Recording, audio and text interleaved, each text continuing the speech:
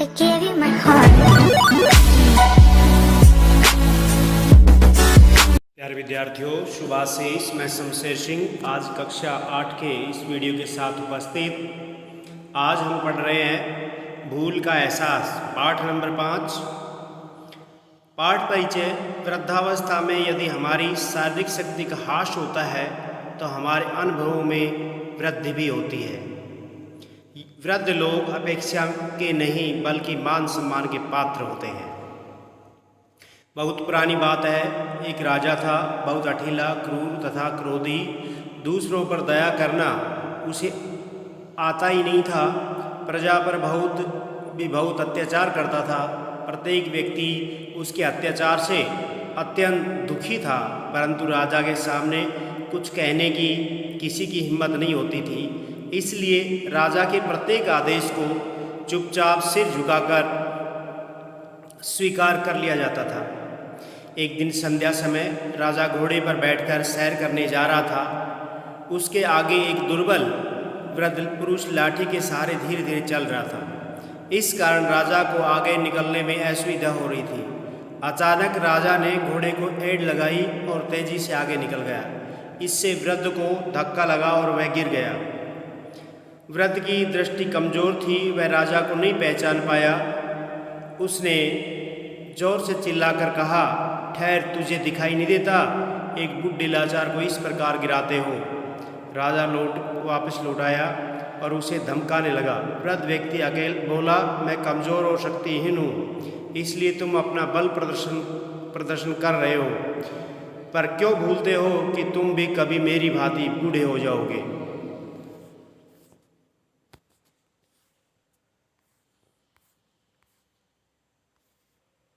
राजा को वृद्ध की बात लग गई।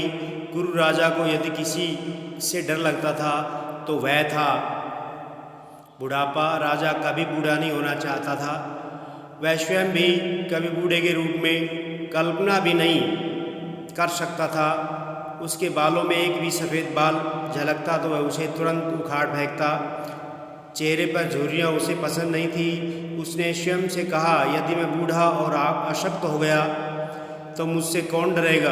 मेरी प्रजा तो मेरे आदेश का पालन भी नहीं करेगी। सारी रात वह परेशान इधर से उधर घूमता रहा। अब उसे हर बूढ़े व्यक्ति से चिढ़ होने लगी। कुछ दिन सोचने के बाद उसने अपने राज्य से बुढ़ापे को समाप्त करने का निर्णय लिया। उसने ऐलान किया, जो व्यक्ति वृद्ध और अशक्त है वे राज्य की सीमा के बाहर निकल जाए। केवल युवा ही मेरे राज्य में रहने के अधिकारी हैं। यदि कोई वृद्ध राज्य में दिखाई दिया तो उसका सिर कलम कर दिया जाएगा। राजा के इस ऐलान से चारों ओर हाहाकार मच गया। प्राय हर घर में रोने की आवाज़ आने लगी।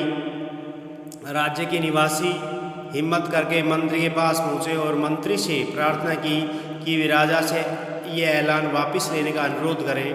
मंत्री से बात करते समय भी उनकी अश्रुधारा रुक नहीं रही थी। मंत्री बहुत दयालु था, परंतु राजा के आगे उनकी एक नहीं चलती थी। उसने उन्हें आश्वासन देकर वापस भेज दिया और स्वयं इस बारे में राजा से बात करने की ठानी।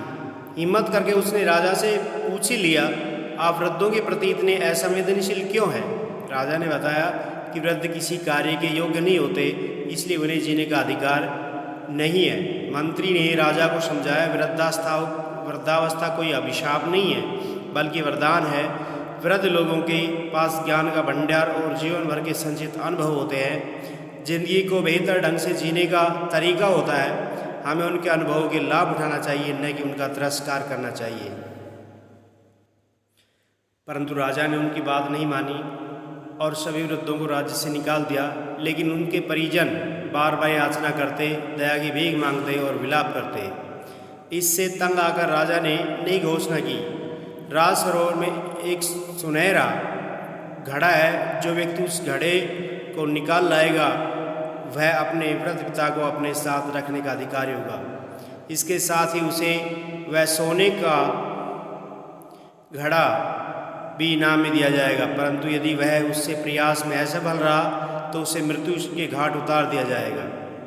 राजा की घोषणा सुनकर बहुत से युवक सरोवर में इकट्ठे हो गए। उन्हें सरोवर के स्वच्छ जल में एक घड़े का आकार दिखाई दिया।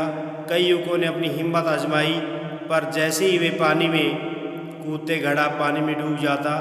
इस कारण उसे अपनी जान से हाथ धोना पड़ता। इसके बाद डर से कारण किसी को आगे आने की हिम्मत नहीं हुई। वहाँ एकत्रित युवकों के में ओरियो नाम के एक युवक भी था। उसने भी उस घड़े को देखा। उसके मन में भी उस घड़े को निकालने का विचार आया। वह काफ़ी देर तक इस बारे में सोचता रहा, परंतु घड़ा निकालने का कोई उपाय नहीं सोच पाया। वह निराश होकर घर की ओर लौट चला। तो प्यारे विद्यार्थियों, इस प्रकार इस पाठ का एक एहसास का एक पहला भाग पूर्ण करते हैं। अगला भाग अगले वीडियो में पढ़ेंगे। धन्यवाद।